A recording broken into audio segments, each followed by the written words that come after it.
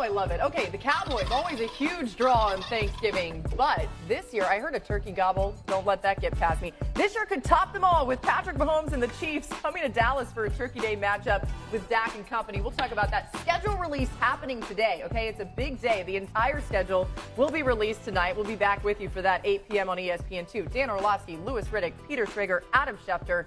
We got a lot to get to, guys. Everybody doing good, though? Mm-hmm. We're doing great. Okay. We're doing great. Peter's got a three-piece full suit house. on. He's got I love it. His wedding day for Peter. Three-piece suit. It's schedule release day. It's like my bar mitzvah. Let's go. Oh, kid's got a lot of those to go to. What I liked about that is it was a shoulder shimmy, not like a I'm chest excited. shimmy. Better than your breast. Yeah, that probably wouldn't have Okay, worked. Certainly. we're going to make sure no one else shimmies as we carry on here. Let's talk about the Cowboys. They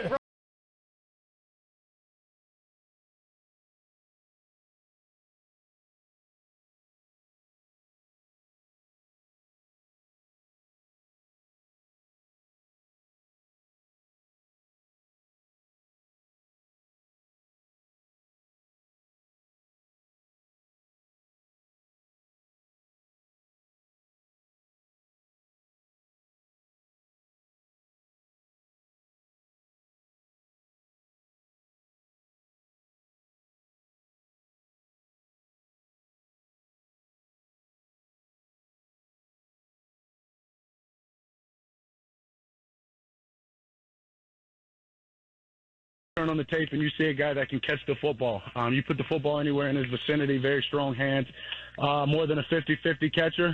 He thinks it's his ball when it's in the air, and I'm excited for him. I know that we need some help in that position. I know CD needs some help, and I think when you have a guy like that, and I heard George say it, it's hard to double team two guys, and then when you've got other guys, whether it be Ferg, Jalen Tolbert, Mingo, guys who have had reps and know how to get open in the league, I think we're putting together a nice group of weapons. Dan, you just heard Dak addressing the idea of trying to double team both Pickens and Lamb. Just how hard will that duo make it on defenses? Yeah, I think very, and that's why the addition of Pickens matters so much. Very rarely can you just line up defensively when I, as an offense, have really good player on one side, really good player on the other side. Lewis, you know this, and allocate 4 people to them. Because one of those guys is going to get singled up more than not. If not, then we get to run the football. And the reason why I like Tet McMillan in the draft to Dallas, and the reason why I like Pickens with the addition is CD is such a fluid, yards after the catch, win his routes, kind of get open one-on-one type of player. And then you have that big body, vertical frame opposite him. This now presents a lot of problems to defense before the ball ever gets snapped, of just structurally, how do you want to handle us? And so no matter who the opponent is, I agree. I think that's one of the top 6-7 wide receiver duos we have in the NFL right now. What's interesting about Dallas is, like, the conversation with them always obviously starts with Dak. It starts with the perimeter players. I mean, the things that really have plagued Dallas over the past couple of years have not been really perimeter play. It hasn't really been skill position play, on a large scale. It's always been in the trenches. And for me, look, it's going to be about, Dallas' season is going to hinge on how this offensive line plays and how the defense plays in particular, especially right down the middle from defensive tackle to linebacker to safety. That's really going to be where their season hinges. Because I'll tell you what, Dak, look, they have a lot of advantages now in terms of athletes on the perimeter. There's no question about that. But think about their offensive line last year in terms of pass block win rate, especially when you're talking about the tackle positions. Look, Dak is now coming off of an injury. He's had 2 significant lower leg injuries now between his hamstring and his lower leg. Look, I think pass protection is going to be key. Run game is going to be key with this team before we even get to throwing the football. Sure. What version of Pickens are we getting? Because on the way out, it just always happens. You hear the stories. He was late for practices. He was late to games. And you start getting all that stuff out of the old play.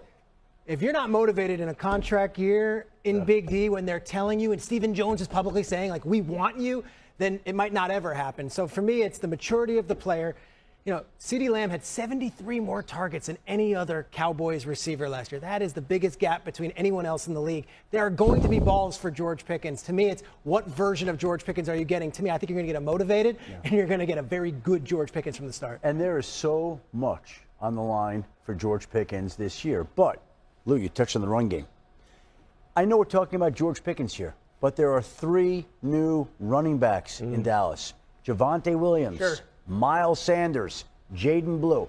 And I think they really like Jayden Blue. I think Jayden Blue is going to end up So being the starting tailback. I think they really like Jayden Blue in the backfield there. So I know we're devoting a lot of time to George Pickens, but I think that we're missing these 3 new running backs that play a huge new role for this Dallas Cowboys team when you're playing the Chiefs on Thanksgiving Day, when you're playing the Washington Commanders on Christmas Day, when you've got all these holiday games. I think it's a big deal, the run game. And don't forget Phil Maffa also, who they drafted in the 7th out of Clemson, who is a bruiser now. Right. But again, I mean, these backs, and I don't mean to cut you off, No, Art, you're good. it's just going to start up front, though. Sure. Right. Those backs, look, Jayden Blue, look, think about how they used him at Texas, right? He was a perimeter runner, a wide zone runner, a guy who liked to get the ball in space. He's not going to be banging it up in there in the inside, right? And he's not, because one, we don't know if there's going to be a lot of space in there anyway, because we don't know how good this offensive line is going to look. And Jayden doesn't want to run in there. I'm telling you, Dallas looks pretty on the perimeter. They got speed and playmakers galore. But tell me how their offense and defensive line are going to play. Well, they think Tyler Booker is a Pro Bowl guard that they drafted. Yeah, Let's remember, that's a good one. If Tedero McMillan had been there, Yeah. that probably would have been the pick. He Sure. wasn't there, of course, so they said the next best player was going to be Tyler Booker, and they got their guy. Yeah. All right, let's talk Yeah, about yeah. the Chiefs side of things. Lewis, it felt like the entire offseason focused on rebuilding that O-line. What did you make of where they landed? Look, I think getting Josh Simmons 32nd overall, which obviously they flopped picks with Philadelphia, that could end up being, and look, I've used this term a couple different times, but I'm going to use it one more time. That could end up being the steal of the draft. You arguably have the best offensive lineman in the draft. He was playing the best football of any tackle in Power 4 last year before he got injured. And right now, they are ecstatic where he is at in terms of his rehab right now. And he's got the best trainer in the National Football League, and Rick Burkholder, who's going to be overseeing his rehab as they go through training camp. If you, along with him and Jalen Moore, if they can go ahead and solidify the left side of this offensive line with some of the other additions that they have, keep in mind, remember this, keep an eye on this kid, Brashard Smith from SMU, who they drafted in the 7th. He is an Alvin Kamara clone with like 4.3 speed. They have got a lot of things going on right now in Kansas City. Hey, man, they may have addressed their issues as good as anybody. You know, it'll be really interesting around this time of year is what version of Rashee Rice are they getting in Kansas City? I just totally remembered. You know, almost forgot that he was on the team. Came out great last year. Right. But through 8 games, he had like 80 catches. They expect him to be healthy early. How healthy is he? How is he back to full type Rashee Rice? Does he get disciplined this year? Does he get disciplined? I don't know. Well, what do you think? Waiting. I don't know. But by week Is that a 13, rhetorical question? do they I know. get that Do full you version know? of him?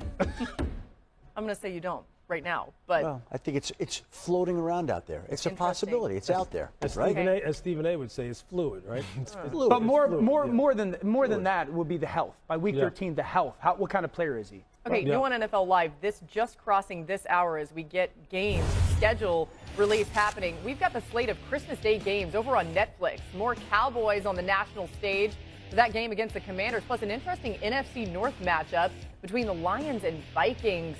Let's talk about J.J. McCarthy here, Dan. I mean, by that point of the season, you think that he's doing everything that they've expected him to do? Oh, yeah. Are they in a really good spot? You expect them to be contenders? I fully expect J.J. McCarthy to have the Vikings very similar situation-wise to what they were as a team last year, and honestly playing very similar to what Sam Darnold did production-wise.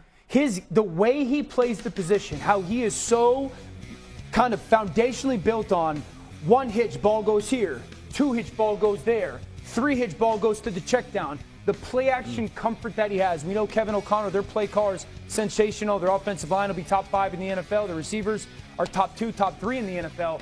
So I think this is the place where, you know, the quarterback has the chance to almost